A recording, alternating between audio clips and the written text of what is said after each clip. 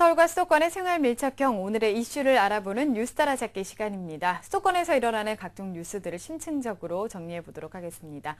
시사평론가 최요한 씨와 함께합니다. 안녕하세요. 네, 안녕하십니까. 네. 부동산 시장의 안정화 혹은 활성화는 어느 정부든 최우선 과제로 국정 목표로 두는 상황입니다. 오늘 뉴스 따라잡기 시간에는요, 서민들의 주거 문제를 종합해서 행복주택이나 서울의 전세난 등 이 총체적인 부동산 시장 문제를 한 번에 정리해 보도록 하겠습니다. 우선은 이 박근혜 대통령의 공약인 행복주택이 지금 어느 정도의 성과를 거두고 있는지 좀 알아보죠. 예, 혹시 이 노래 기억하세요? 기차 끌려 오막살이 네. 아기 잘도 잔다. 이게 박근혜 정부 들어와서는요, 이게 바뀝니다. 기차 끌려 오막살이가 기찻길 위 행복주택으로 바뀌거든요. 이게 이제 국토교통부 만든 행복주택 홍보 동영상에 첫머리에 등장한 캐치프레이즈입니다. 네. 철도 용지 등 토지 사용료가 낮은 국공유지 복합 주거시설을 조성해서 시세 대비 2분의 1이나 3분의 1 수준으로 임대료만 받고 주택을 공급하겠다. 이것이 이제 그 그림에 보시는 바와 같이 수도권을 중심으로 시범지구 7곳을 선정한 행복주택입니다. 그런데 이 행복주택이 현재 계획대로 추진된다면 24조 원의 재원이 구멍이 나는 상황에 처해 있습니다. 네. 공약은 급한데 재원 마련까지 신경을 쓰지 못한 상황이 이런 현실을 만든 거죠. 언론에서는 기획재정부, 국토교통부, 한국토지주택공사, 서울시 철도공사 등이 모두 이 돈을 마련하기 어려운 상황이라고 하면서 서로 폭탄 떠넘기기를 하고 있다. 이렇게 비판하고 있는 상황입니다. 네. 이렇게 재원 마련도 문제지만 사실 주민들이 반대하는 게 가장 큰 문제라고도 할 수 있을 것 같은데 지금 어느 정도인가요? 그 시각이 두 가지 시각이 있습니다. 그러니까 이제 현재 예정지구 7곳 가운데 6곳에 해당 자치단체가 국토교통부에 행복주택 지정을 재검토해달라 요청하는 의견서를 제출했습니다. 네. 반대한다는 것이죠. 대체적으로 반대 입장을 표명한 이유는 현재 지역의 인구 과포화 상태에서 지자체에 충분히 소통하지 않고 정부가 일방적으로 추진했다. 네. 이런 예를 들고 있고 대표적인 데가 바로 서울 목동이죠. 예. 그런 다른 시각도 있습니다. 이게 어떤 시각이냐면 여전히 이것은 주민들의 행복주택 반대를 전형적인 님비 현상으로 바라보는 시각입니다. 그러니까 집값이 떨어지기 때문에 반대한다. 주로 국토교통부 쪽 사람들이 이제 이런 시각을 가지고 있는 듯한데 어떤 네. 시각이든 중요한 것은 지자체나 주민들의 의견을 충분히 듣지 않은 것은 사실이고요. 그래서 주민 공람 시기를 2주나 늘린 것도 설득한 시간을 벌기 위해서다. 이런 이야기가 많이 있죠. 네. 지금 말씀해 주신 그 주민 반대 그리고 재원 문제가 이 행복주택 건설의 가장 큰 장애물이라고 할 수 있을 것 같은데 이런 어려움들을 좀 극복할 수 있는 방안은 있을까요? 이게 참 어려운 문제인데요. 각계에서는 이제 기획재정부가 이 예산을 편성한다 또는 보증한다라는 약속을 할 필요가 있다 이렇게 이야기를 합니다. 이게 가장 깔끔한 방법인데 확실하고 깔끔한 방법인데 하지만 이 24조 원에 대한 계획이 없기 때문에 웬만한 결단과 이게 합의가 있지 않으면은 국가 재정의 추가 투입이 어려운 것도 사실 현실이기도 합니다. 네. 다음 방법은 사업 시행자인 LH나 그 SH 등이 채권을 발행해서 메우는 방법인데 현재 이 두 공기관이 현재 부채가 400% 넘는 상황이기 때문에 이거 역시 쉽지 않은 상황이죠. 그 외에도 뭐 민자 시스템을 도입해야 한다라든지 입주자 임대료를 인상해서 자금을 마련하자라는 이야기가 있지만 이것이 현실성이 떨어지는 안들입니다. 이래저래 정부의 고민이 굉장히 큽니다. 네. 이 정부의 행복주택에 대해서는 저희도 뉴스 따라잡기에서 여러 번 얘기를 해드린 바 있었는데 변동사항이나 이슈가 있을 때 다시 또 전해드리기로 하고요. 이런 상황에서 지금 수도권의 전세 문제 한번 좀 살펴보도록 하겠습니다.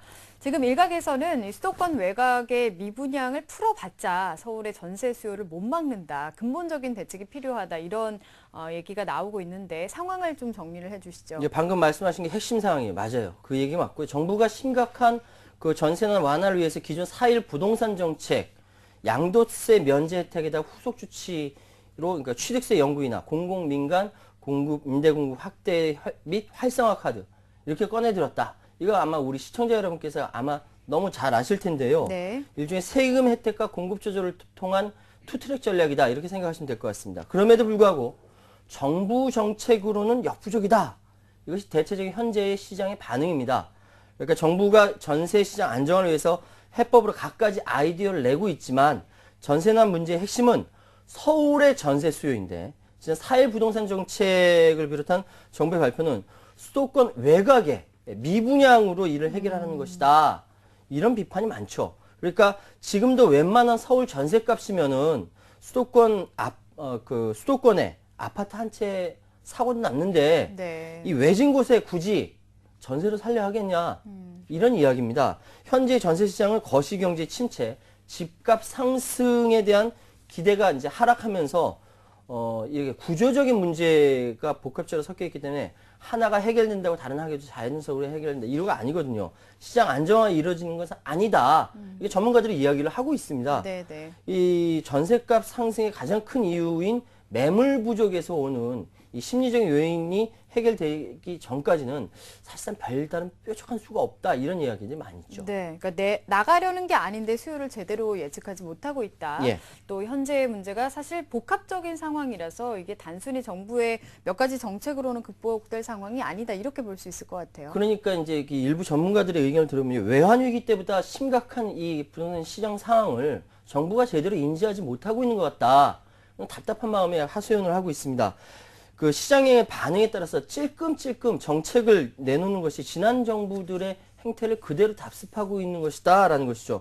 이후 이제 변경하더라도 매매 시장 안정화를 위한 그 다주택자 양도세 중과나 분양가 상한제 폐지, 총부채 상한 비율 DTI라고 하죠. 이거 네. 완화 등 모든 수단을 동원할 필요가 있다. 이 입을 모으고 있고요. 또 다른 전문가들의 의견을 보면요. 정부가 이번에 내놓은 대책을 전세 시장에 바로 적용시킬 수 없다.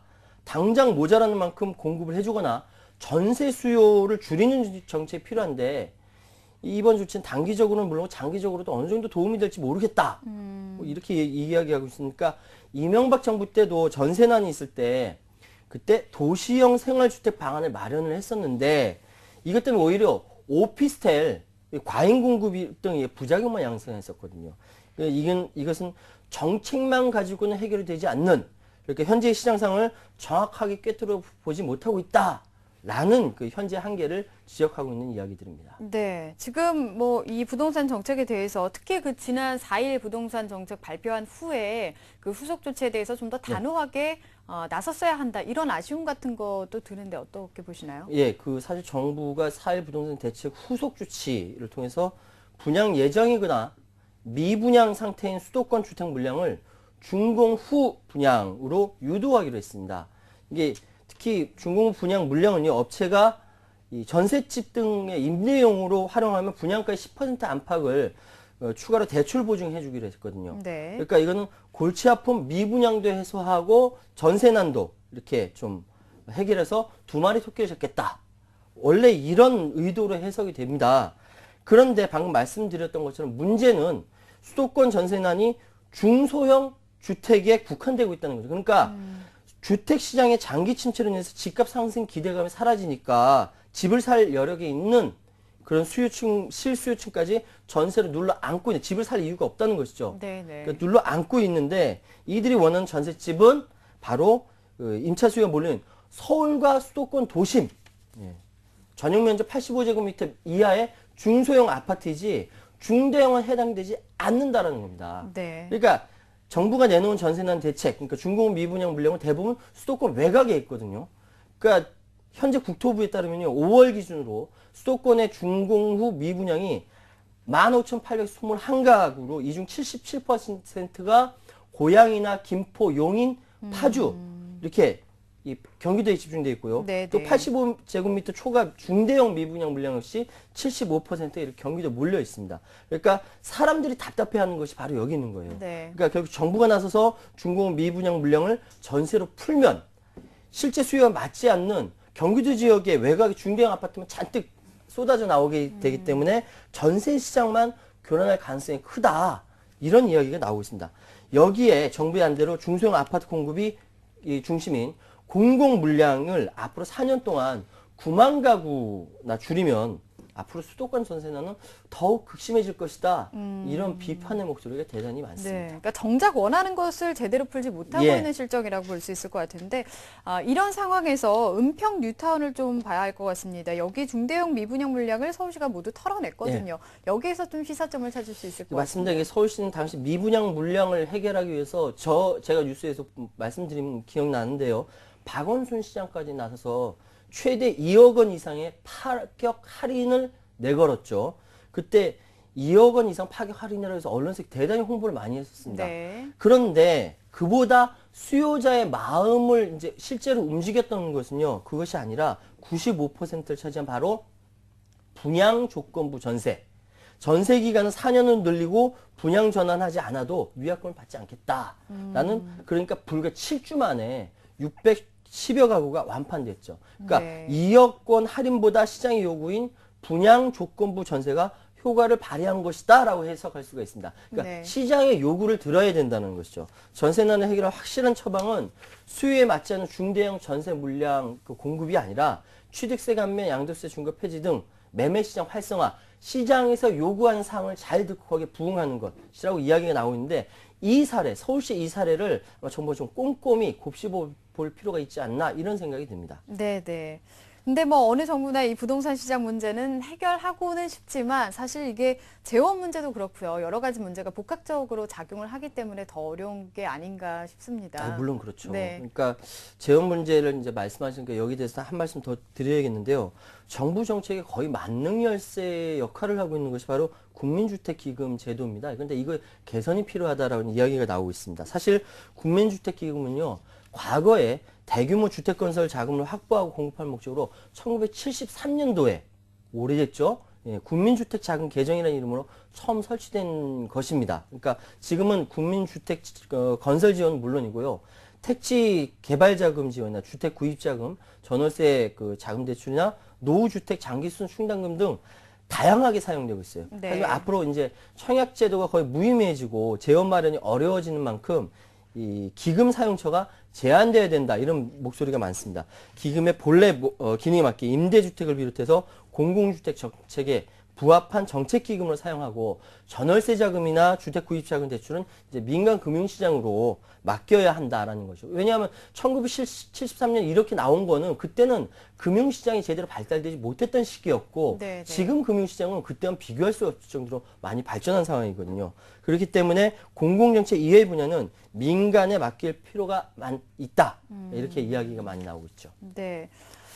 오늘 뉴스 따라잡기에서 저희가 행복주택의 현황 그리고 서민들의 주거 문제 그 전세난에 대해서 좀 얘기를 해봤는데요. 종합적으로 좀 정리를 해주시죠. 이 전문가들의 의견을 모니터링을 많이 해보면 저는 어제 부동산 전문가까지 실제로 만나서 이야기까지 들어봤습니다. 이제 단기 처방이 소용이 없다. 그러니까 구조적인 변화를 꾀야 한다라고들 이야기를 합니다. 그러니까 그리고 그것이 지금까지 단기적인 추가 대책, 일시적인 대책 발표될 때마다 일시적으로 회복이 됩니다. 그러다가 곧장 거래 절벽에 부딪히는 이것이 또 악순환된 것이 계속 있어 왔거든요. 네네. 이게 그래서 구조적 변화에 대응하는 근본적인 제도, 시장 질서 개편이 필요하다 이런 이야기를 하는데 일단 보아야 할 것이 우리나라의 주거 이동률 그리고 아파트 회전율입니다. 이 주택 시장이 성숙기 우리나라 지금 성숙기에 접어 진입했거든요. 성숙기에 접어 진입하면서 주거 이동률의 감소가 예상되고 또 이에 따라서 주택 거래량도 동반 감소가 불가피한 상황이라는 것이죠. 네. 이런 구조적인 문제를 해결하기 위해서 분양가 상한제 폐지라든지 다주택자의 양도세 중과 폐지 또는 취득세 영구적 인하, 민간 임대주택 활성화를 위한 인센티브 개발 이야기 나올 건 지금 다 나오고 있습니다. 심지어 어디까지 나오냐면 주택담보대출 이자에 대한 소득공제를 확대하자 여기까지 이야기가 나오고 있는 상황이거든요. 네네. 나올 건 다 나왔다고 생각되고요.